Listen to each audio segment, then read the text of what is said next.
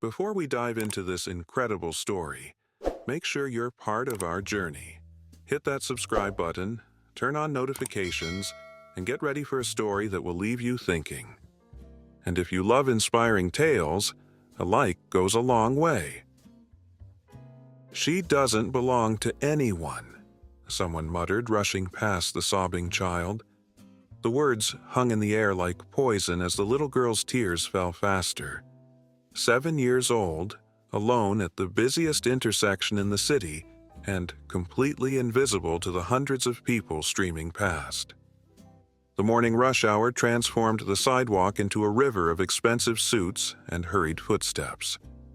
Businessmen clutched coffee cups, teenagers stared at phones, and young professionals rushed toward office buildings that towered overhead like indifferent giants. The little girl's pink backpack and tear-stained face stood out like a splash of watercolor against a grayscale world, yet somehow remained unseen. Her small hand reached out occasionally, trembling with each attempt to grab someone's attention. But hands withdrew, gazes averted, and bodies shifted away, a choreographed dance of collective apathy. That's when the door to the corner cafe swung open, and a man in a worn leather jacket paused, coffee in hand. His eyes, shadowed beneath long dark hair, took in the scene that everyone else had chosen to ignore. Keanu Reeves set his coffee down and changed direction. If this moment made you feel something, imagine what's coming next. Hit that like button and stay with us. Subscribe now. The intersection of 5th and Madison throbbed with the heartbeat of a city that never paused for breath.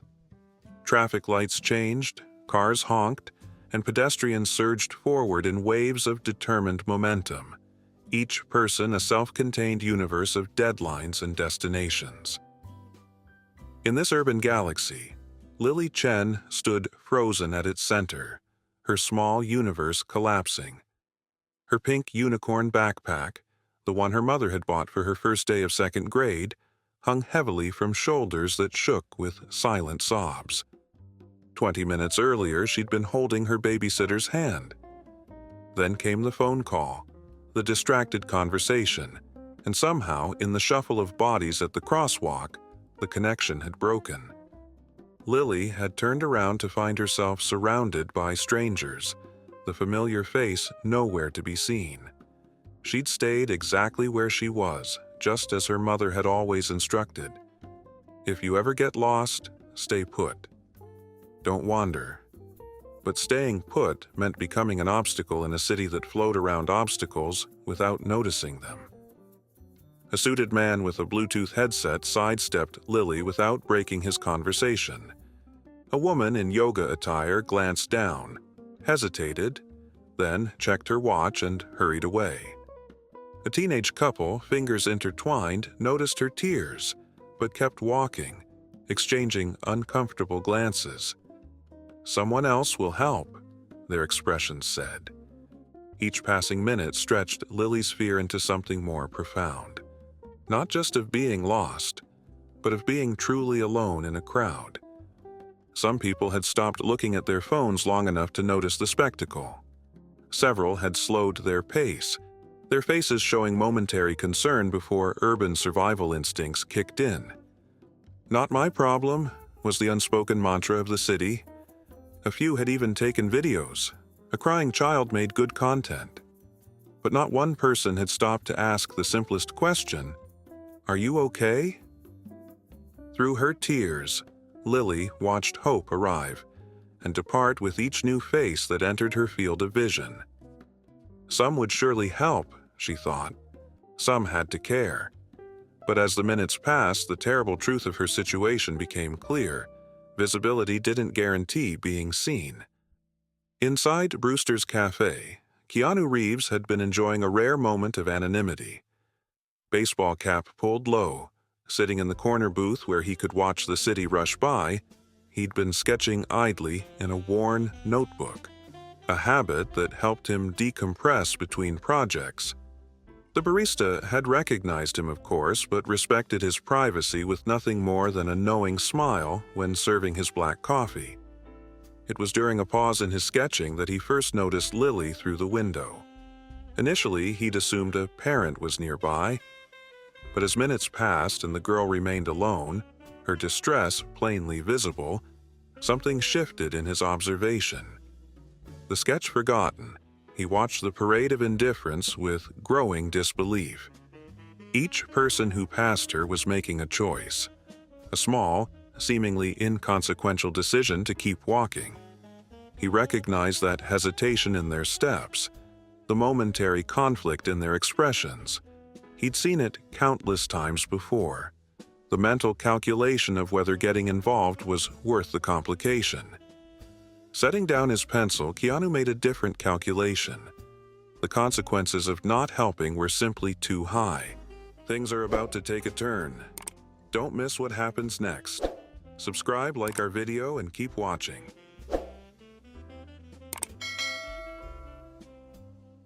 Keanu approached slowly, aware of how threatening a strange man might seem to a crying child. He kept a respectful distance, crouching down to appear less imposing, a technique he'd learned not from any acting role, but from volunteering with children's charities over the years. "Hey there," he said softly, voice barely audible above the city's cacophony. "Are you lost?" Lily looked up, her tear-streaked face a mixture of hope and caution. She nodded silently, years of stranger danger warnings battling with her desperate need for help. "My name's Keanu," he said, maintaining his distance. "I'd like to help you find whoever you're looking for, if that's okay." A young woman walking by suddenly slowed, recognition dawning on her face as she glanced between the actor and the child. She pulled out her phone, swiping quickly to open the camera app. Keanu noticed but didn't react, keeping his focus entirely on the little girl. "I'm Lily," the child finally whispered. "My babysitter had a phone call and then she was gone." "That must be really scary," Keanu acknowledged, his tone free of condescension. "I bet your babysitter is looking for you right now. Would you like me to help you find her?" Lily nodded again, wiping her tears with the back of her hand. "Perfect. Let's figure this out together." He remained crouched at her level, not reaching for her hand or invading her space. "Is it okay if I call someone who can help us?" By now, the young woman with the phone had been joined by others. Phones emerged from pockets and purses like periscopes, capturing the scene from multiple angles. The small crowd forming around them created a strange bubble of celebrity spectacle in the middle of the busy intersection. Most were filming now, their expressions showing more interest in Keanu's presence than concern for the child's situation. One man pushed forward, angling for a selfie with the actor in the background. Another woman loudly announced to her phone, "Guys, I'm literally watching Keanu Reeves rescue a little girl right now. This is insane." Keanu shifted slightly, using his body to shield Lily from the growing audience.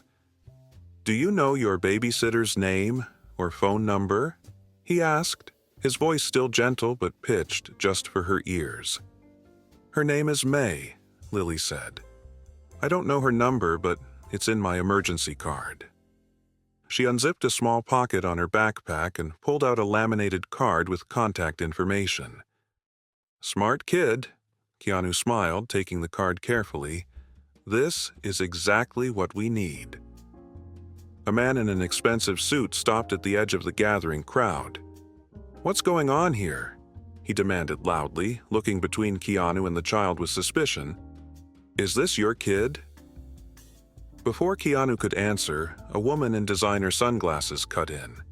"That's Keanu Reeves, Tom. He's obviously helping her." She raised her phone higher. "My followers are going to freak out when they see this." Keanu ignored them, focusing on dialing the number from the card. "Lily, I'm going to call May now. While we wait, can you tell me about that cool unicorn on your backpack?" As Keanu spoke into the phone, explaining the situation to a clearly panicked May, the crowd continued to grow. What had started as a few curious onlookers had swelled to nearly 30 people, their collective presence creating an unofficial perimeter around the actor and the child. The irony wasn't lost on Keanu. The same intersection where Lily had been invisible just minutes ago was now the center of intense attention. "Yes, she's safe," he reassured May. "We're at 5th and Madison by the Brewster's Cafe. She's doing great, very brave." He glanced at Lily with an encouraging smile. "May says she's only a few blocks away. She's coming right now." A police officer appeared at the edge of the crowd, alerted by the unusual gathering. He pushed his way through with practiced authority. "What's going on here?" he asked, hand resting instinctively on his belt. Several voices answered at once. "It's Keanu Reeves. He's helping a lost kid. That little girl was abandoned. Can you believe no one else stopped?" The officer raised his hand for silence and approached Keanu and Lily.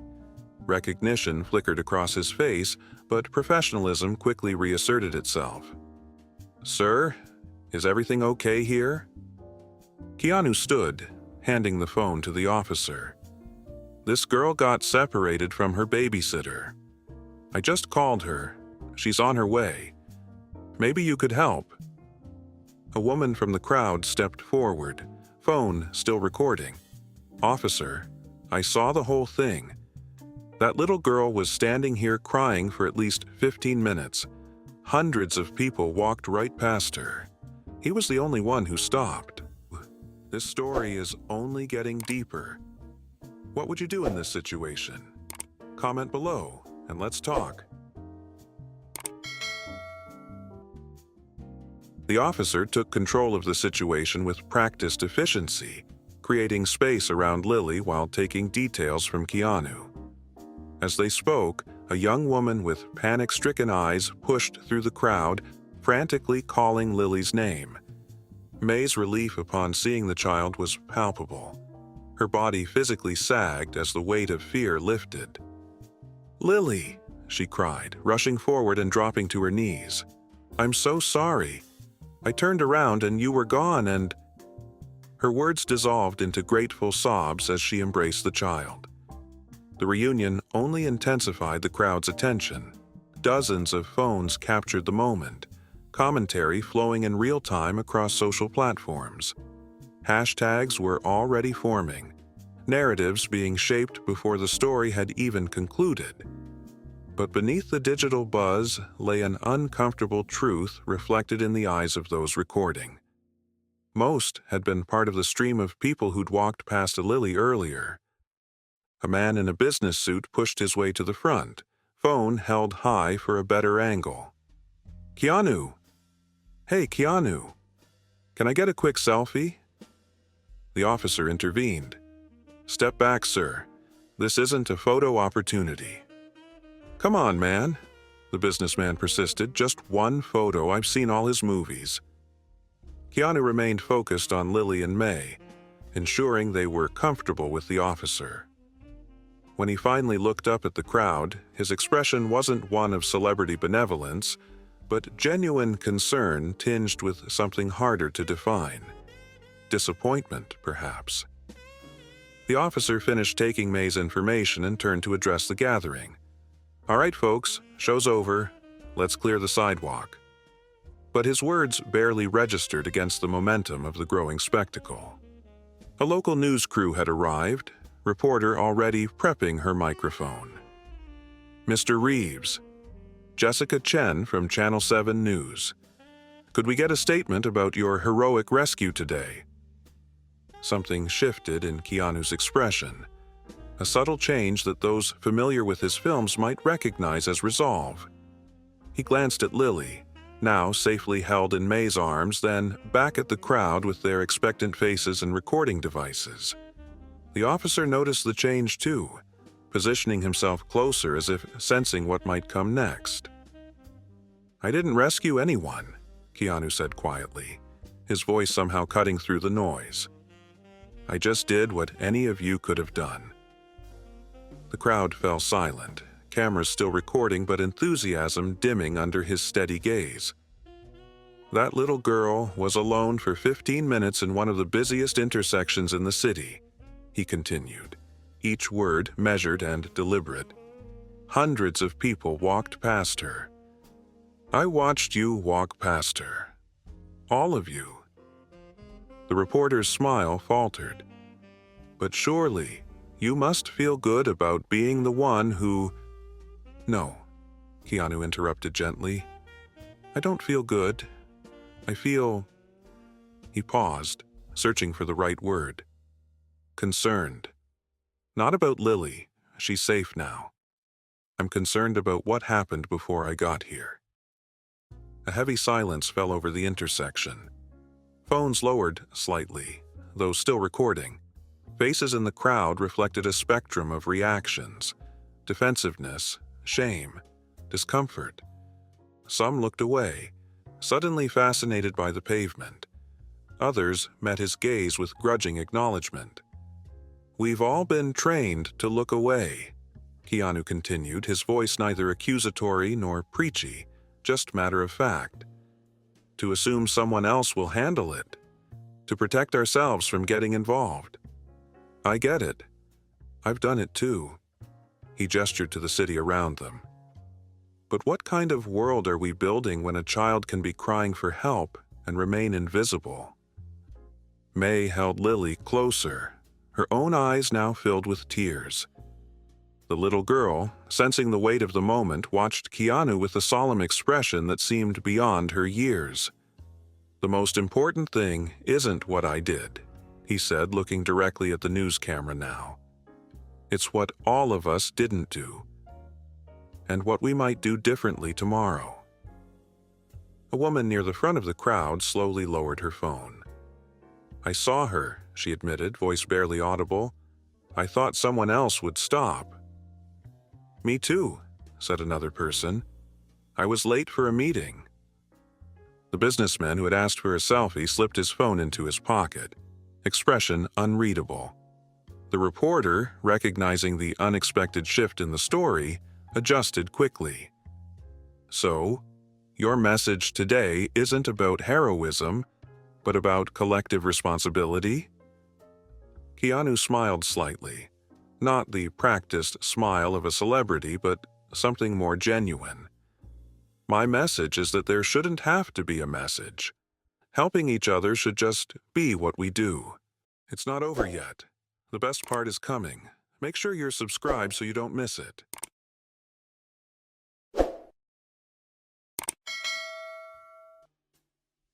As the police officer finalized arrangements for May and Lily to get safely home, the mood of the crowd had transformed. Phones were being pocketed, conversations turning introspective. The spectacle was evolving into something unexpected, a moment of collective reflection. Keanu knelt down to Lily's level one last time. You were really brave today, he told her quietly, away from the microphones and cameras. And smart too, with that emergency card.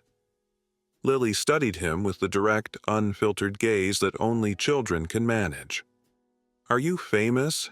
She asked, clearly piecing together the crowd's reaction. A smile touched the corners of his eyes.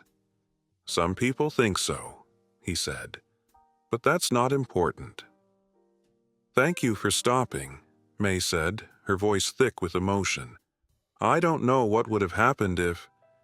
Keanu shook his head gently, cutting off the thought. You would have found her. Someone would have helped. I just happened to be there. The officer approached with a final form. Everything's set. We can have a patrol car take you both home. He hesitated, then added more quietly, And sir, for what it's worth, I think what you said to everyone was important. We see this kind of thing more than you'd believe. By early afternoon, the video had gone viral.